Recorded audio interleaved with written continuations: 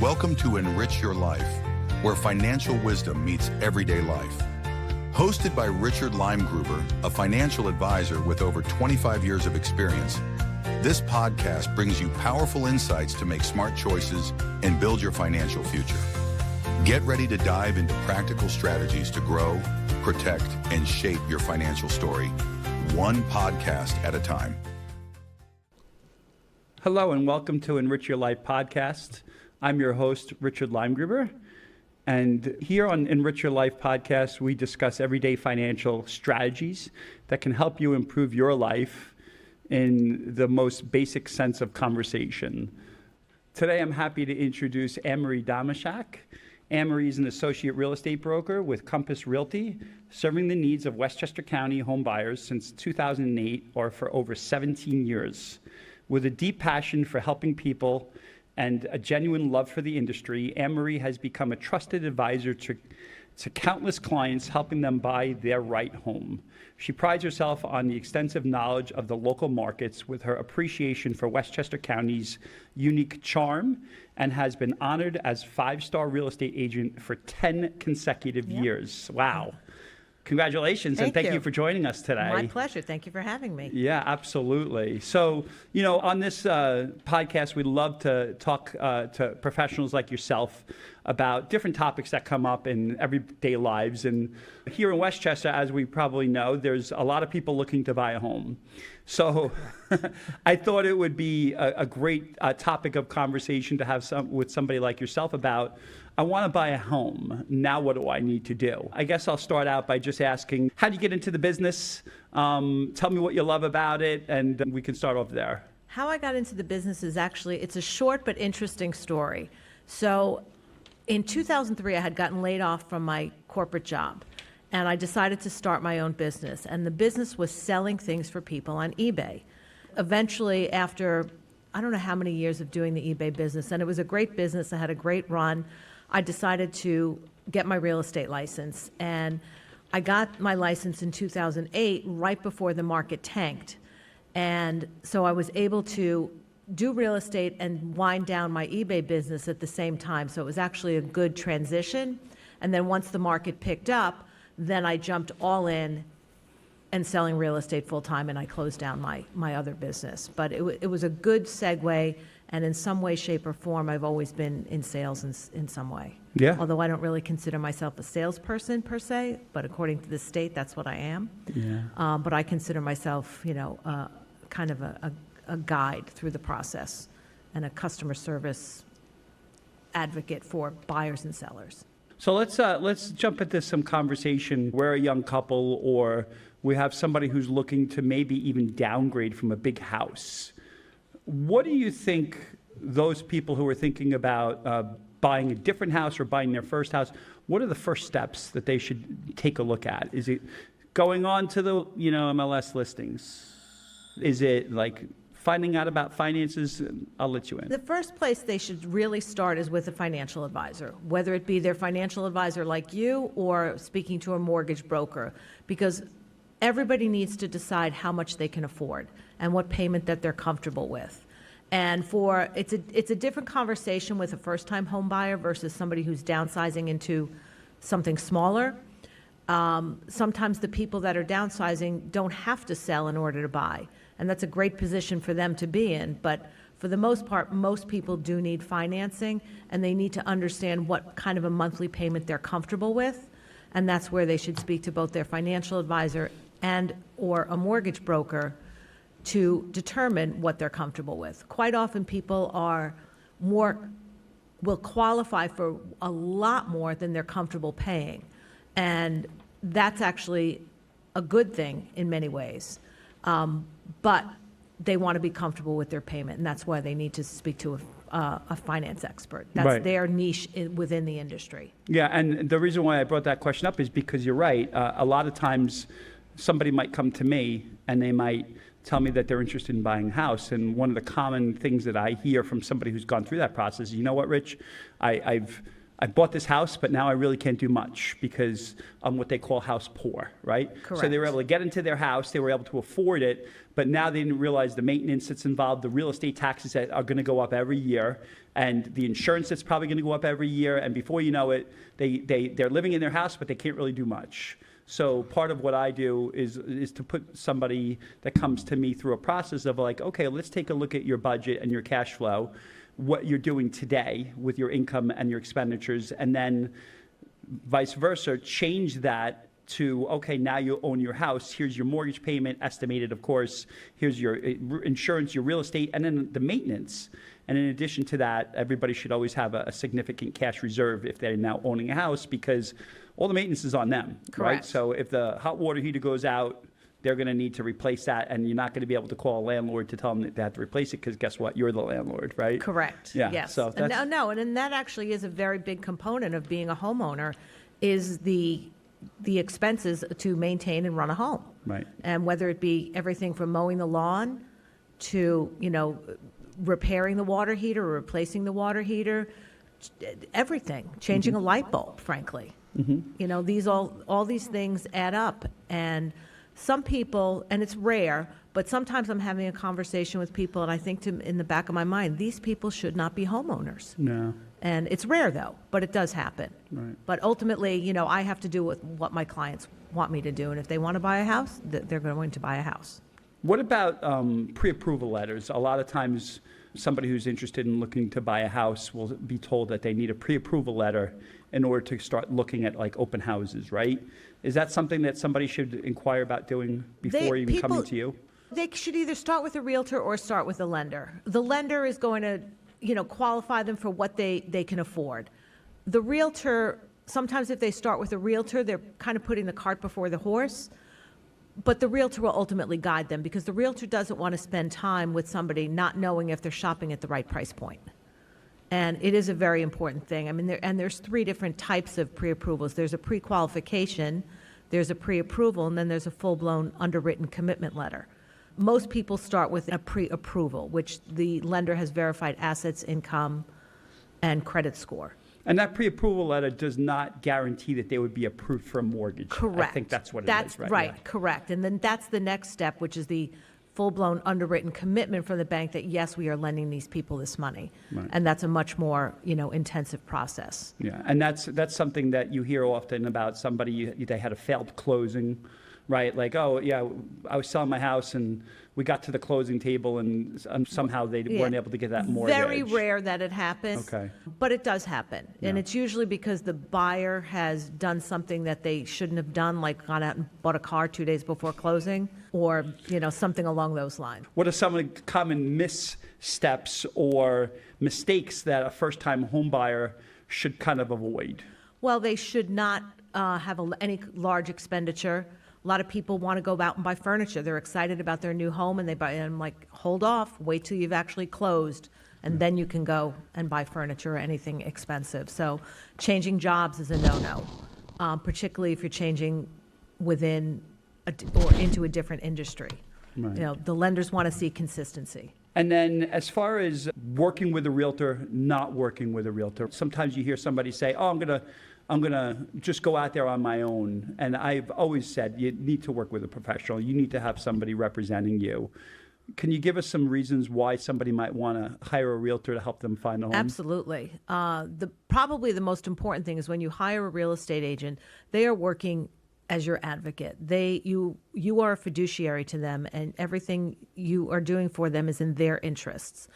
And frankly, in such a competitive market that we're in right now, anybody that's trying to go it alone is going to fail, because if they're submitting offers to a listing agent, that agent is not going to want to take that on, because they're not assured that that person has the capability to get all the way to the closing table. Oh, okay. So it's a really important thing to be working with an agent that is known in the industry, that has a good rapport and a good reputation, that when they submit an offer on behalf of their clients, that the other agent says, yes, I know this person, I know that they're qualified, and will only be dealing with clients that will get to the closing table. And as far as credit, right, we know that credit's important when you're looking for a house. How does that play into the home buying process, and what steps can buyers take to improve their credit before applying for a mortgage? They should work with, I have a great credit repair company that I work with, and their focus is solely on helping people improve their credit for home purchase. So if people are credit challenged, that's a good place to start. Right. But ultimately, people typically that have at least a 700 credit score are in good shape. If you're anything less than that, it's ultimately going to cost you more because that's going to affect your interest rate that you get. Right. So, having good credit is very important. And the higher your credit, the number one, the easier it will be for you to get a mortgage, and the better the rate you'll get. Yeah. And as far as helping clients navigate the competitive housing market you just mentioned, what are some of the things that you help your clients with to hopefully get that highest bid without going too high, right?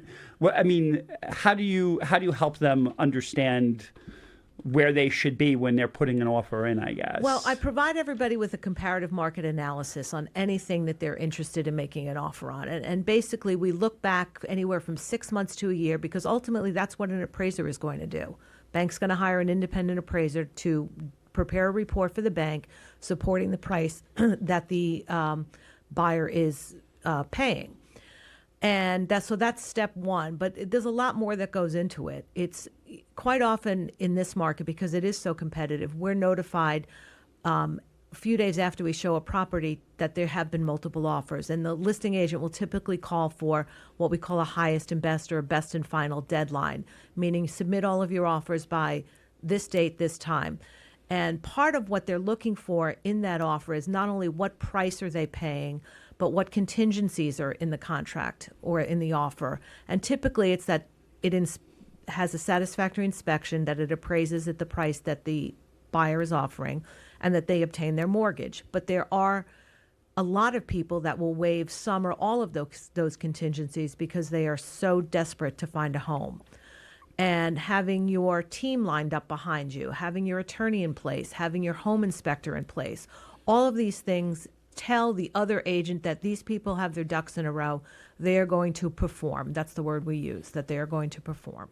And are those the types of things, obviously, since you're mentioning it, that you're going to say, hey, do you have your home inspector? If not, I can help you with that. Absolutely. And vice versa. I have a list of service providers, from lenders to home inspectors to, right. Attorneys to septic inspectors to pool inspectors, whatever kind of inspectors people need. I have a whole list of people that I can and being refer prepared, them to. right? Yeah, absolutely. And that's why you want to work with a realtor, right? Because obviously you do this all day long. You know exactly what to expect. You can explain it to your clients and why certain things are happening. Correct, and it is very local, and people often say, oh, this happened or that happened when my sister, my brother, or my friend bought a house. But if it's a different market, if it's a different location, it's a totally different experience, and every buyer is unique. So what was good for somebody else isn't necessarily good for the next person. And as far as, going through the inspection, a lot of times, if I was a seller, we want to make sure that the house is great, right? And everything is up to date. Mm-hmm. But sometimes they always try to hide things, right? Like, don't look over there. Let me introduce you to over here. Somebody looking to buy a house, what are some of the key areas that you say make sure you're honing on these things, right? So is it the appliances in the kitchen? Should they be concerned that the appliances might be a little outdated, or if they have some sort of a warranty on those appliances? Or is it the hot water heaters?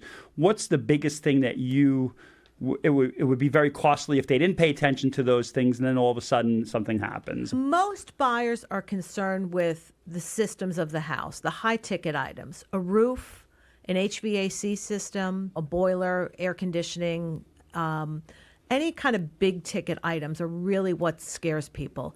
Kitchens and bathrooms, they can be expensive, but they seem to be a little bit more palatable for most people to take on. And particularly with first-time home buyers, it's the mechanics of the house itself that really is overwhelming because they have no clue. They've never dealt with this stuff before. So if those are all in good working order, chances are nobody's going to raise a huge eyebrow. And if something wasn't in working order, the options are either going to be have the homeowner who currently owns the home fix it, or you fix it and then get a credit at closing, I believe, right? Well, what do you typically recommend? Yeah, there's different ways. Frankly, in this market, sellers are very unwilling to address just about anything. Really? Because they don't have to, because they have 9 other buyers lined up behind them that may be willing to accept it as is. And I tell my buyers going into this, a home inspection is not meant as a means to renegotiate the price that you've already offered and has been accepted, but it's meant for you to understand that the house is what you think it is. And, if there are egregious things that come up that there's no way anybody could have known just by looking at the house, that's a different conversation. Okay. Basically, it's just meant as a way for people to understand that the house is what they think it is. Okay. And there are things to look out for, but usually that's what I'm there when I'm showing a house. They're enamored by the aesthetic of the house, and I'm looking at things like how old is the water heater? Does this boiler look old? How does that roof look? So I'm there to kind of, focus on the things that they may not be looking at. Right, kind of point out, right? Right. Foundation. Are there any issues, cracks in the right. foundation? Exactly. One of the things that I hear all the time for clients is, what is radon and why do we have to test for it? Like, is that really needed? Can you talk a little bit about that? Yeah, sure. Radon is an invisible gas that's cancer-causing. But frankly, it's a very easy fix. Okay. It exists mostly in foundations or homes that are built on rock, but frankly, it can exist anywhere. It can exist in one home and not the home next door. So it is something you want to test for because you can't see it, you can't smell it, it's just there, and it's dangerous. Right. But it's about a $1,500 fix. They put in a system in a basement, and it draws fresh air in, and it monitors the radon level on a constant basis. Okay. So it's scary on the surface, but when you really understand it, it's not quite as scary. And when somebody comes in and they're looking to buy a home, what's the biggest piece of advice that you can give somebody for new home purchasers when they're looking for homes? Maybe they don't know where they want to look. Should I move to Mamaroneck? Should I move to New Rochelle? Should I move to up to Somers? How do you help guide those who are really just starting out? I tell people quite often in this part of Westchester, the commute is an important thing. How long is it going to take me to get into the city? So if people have, I want to spend no more than an hour commuting, I tell them that you usually want to be like south of 287 because that's usually about a door-to-door 1-hour commute, depending on where you're going into Manhattan. Yeah. And it really depends on what, they're looking for. For some people, it's all about schools. Now, interestingly enough, as a real estate agent, we are not allowed to advise on schools. It's the state says it's against the law. We can give them facts. This is a blue ribbon school, that kind of thing. But we cannot give opinions. And frankly, and I tell my clients this all this time, you have to determine whether or not a school district is right for you, because what's good for one child isn't necessarily good for the next child. And I encourage them to speak to school districts and, look at resources like greatschools.org or niche.com that provide all of the information on schools that we are not allowed to give out, which is actually, it's counterintuitive to what we do, but that's the law, so we have to follow it. One of the biggest pieces of advice that I had been given from a realtor that I was working with when my wife and I were buying a house is don't just go to the house when you set up the appointment. Go by the house during rush hour. Go by the house on a Saturday. And one of the things that happened to my wife and I is that we were going to the house on the weekend, and right behind the house was a high school, and they were having a big football game, and all you heard was whistles and people chatting and screaming, and we were like, oh, this might not be where we want to be on a Saturday afternoon, swimming in our pool with a football game going on right behind us, right? Yep. So do you typically advise to do something like that as well? I do. And my clients, the other thing that we're not allowed to speak to is this a, quote, good neighborhood. Right. And, people have to determine for themselves if a neighborhood is any place that they want to live.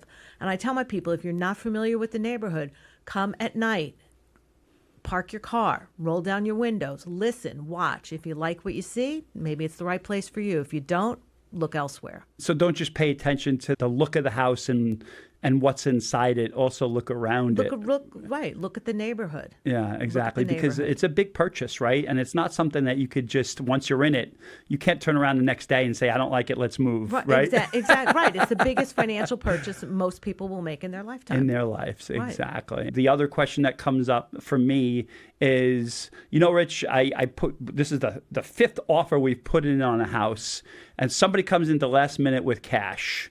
And it's just not fair, right?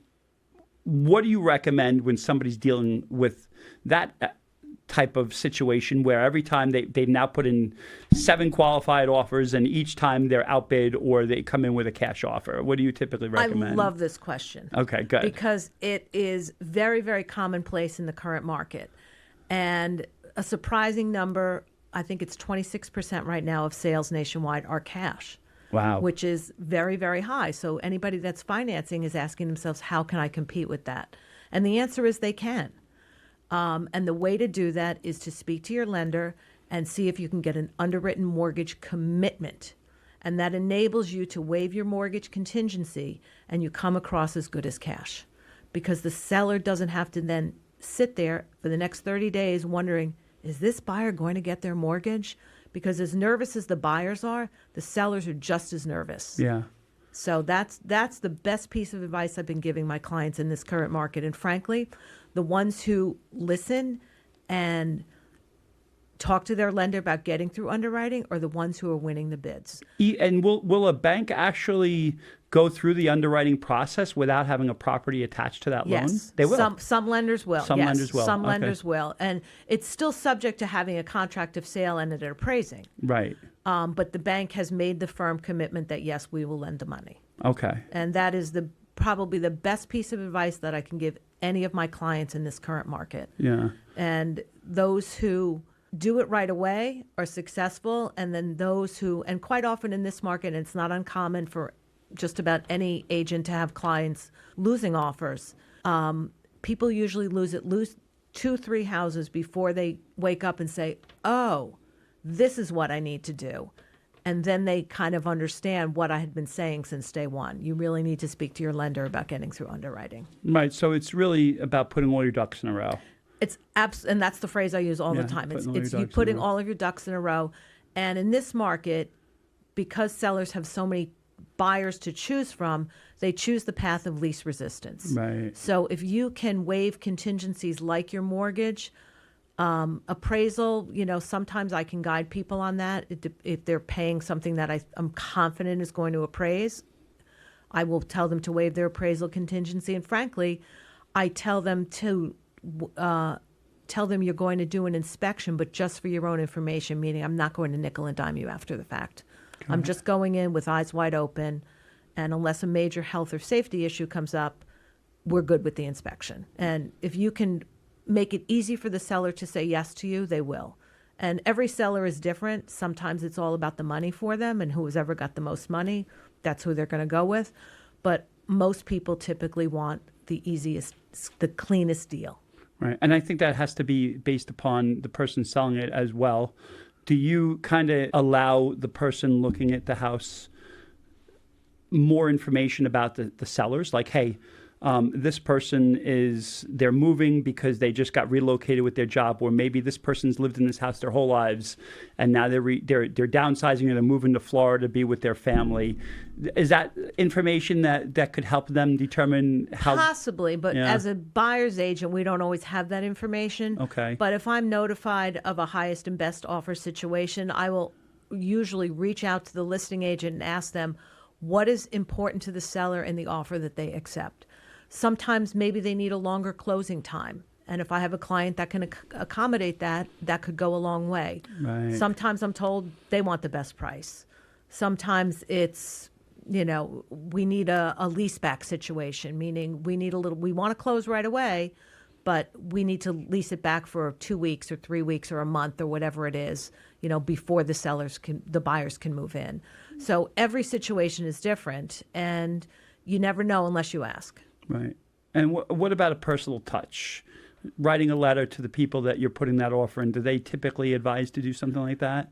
It used to be fairly commonplace, but it's kind of frowned on these days because, frankly, it can violate fair housing laws. Oh, Because people often say things about, oh, I'm from, X, and so if people, or I have a family. Family, believe it or not, is a protected class. So if someone uses the word family in their letter, they have just violated fair housing. So if somebody else, if the seller accepts that offer and then somebody who maybe doesn't have a quote family feels slighted, they would have grounds for litigation. oh, wow. So I didn't even think of that. All you can, if you're writing those letters, all you can do is talk about how much you love the house and your ability to purchase it.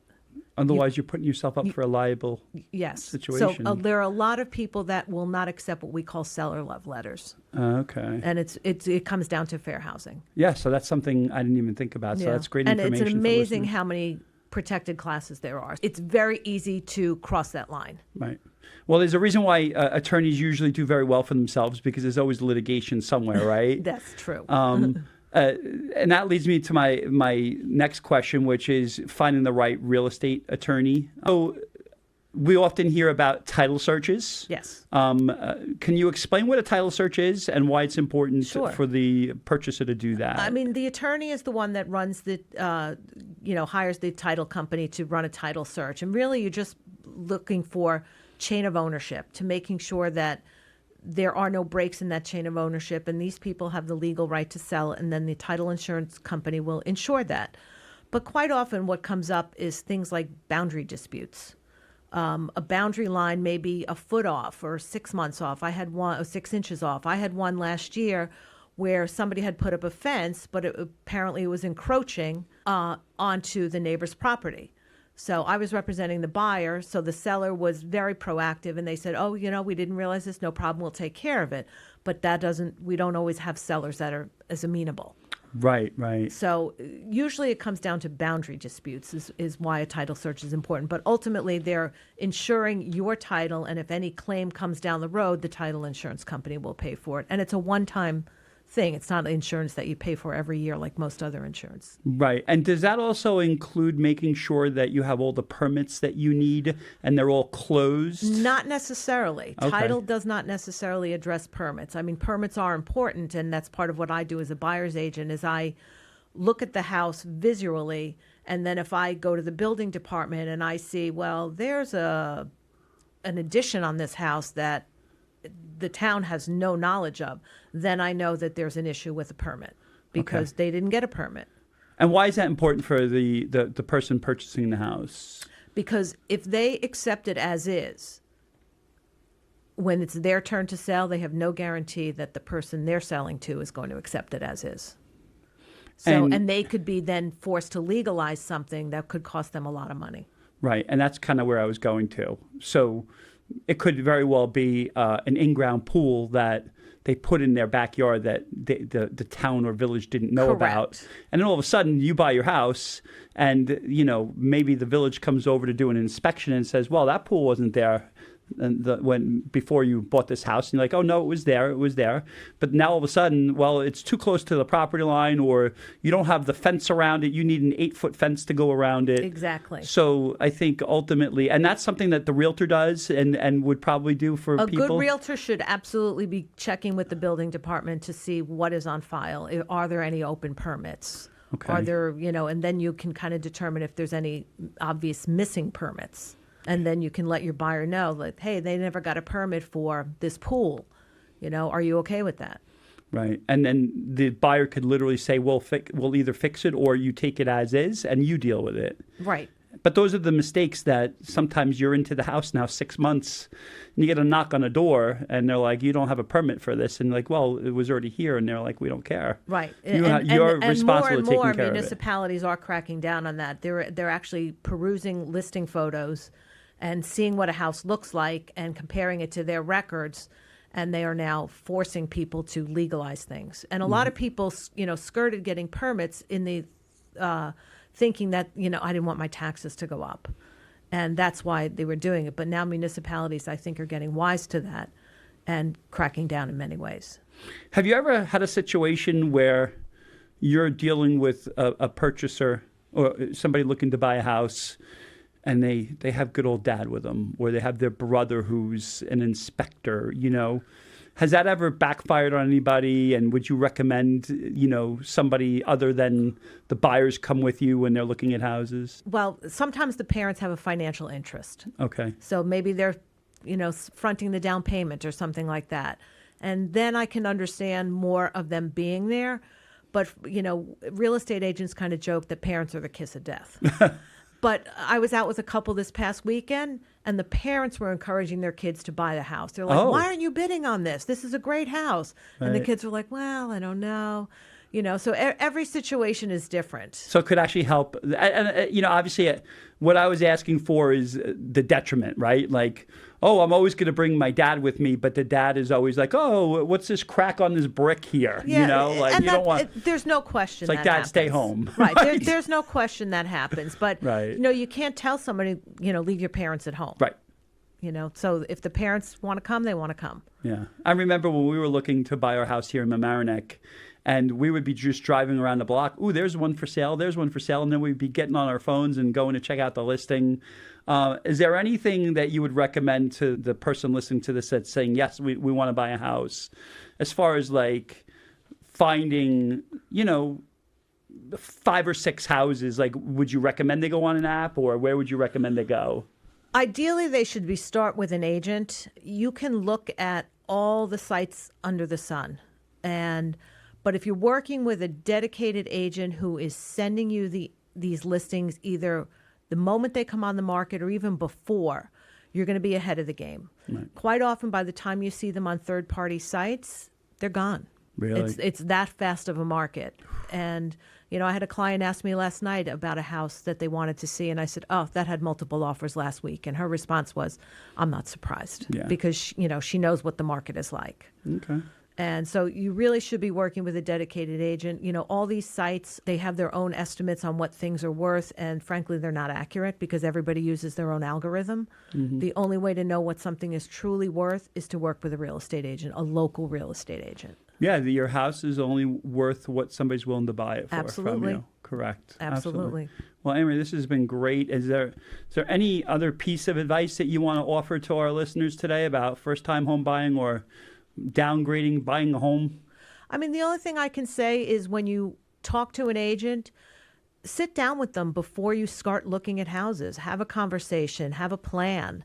Because if you do that, you're going to be in a much better position rather than if you just start by going to see houses. Because then you're asking yourself, well, what do I do next? Or how does this work? But if you have that buyer consultation with an agent up front, they've hopefully answered all of those questions for you, so you kind of know what the process is all about and what to expect. Yeah, that's great. That's a great piece of advice. I didn't even think of that. Before you actually start looking, go talk to a realtor. Yeah. That's great. Yeah. Awesome. Well, Emery, how can our listeners find you? Do you want to give us your website, your information? My website is www.ampmrealestate.com. And all of my contact information is on there as well. But you can always call me at 917-623-0624. Great. And my phone is always within arm's reach. And I do really answer my phone and respond to texts very quickly. That's important. That's very important. It is. And thank you so much for joining us today. This was a lot of fun. I hope to have you back soon. Yeah, this is great. Can always talk more and get into further details about other fun things. So thank you so much. All right, thank you. And thank you for listening to us here on EnRich Your Life, where we talk about everyday financial strategies. As just a follow-up, if you have any questions, please feel free to reach us. You can email us at hello@enrichlifepodcast.com. I'm always up for talking about additional financial topics. If there's something that you want us to talk about, please let us know. We're always looking for suggestions. And you can also find us on Spotify, iHeartRadio, Apple Radio, and even Amazon Music. We're also on YouTube, and we would love for you to like, share, and obviously make sure that the people that you know and love are listening to us as well. Until next time, I'm Rich Leimgruber, and I just want to say a quick thank you to LMC Media and the studio here on the Avenue. It's a great place to interview my guests, and I'd also like to thank Vectorly, who helps us produce this. Have a wonderful day, and we'll talk to you soon.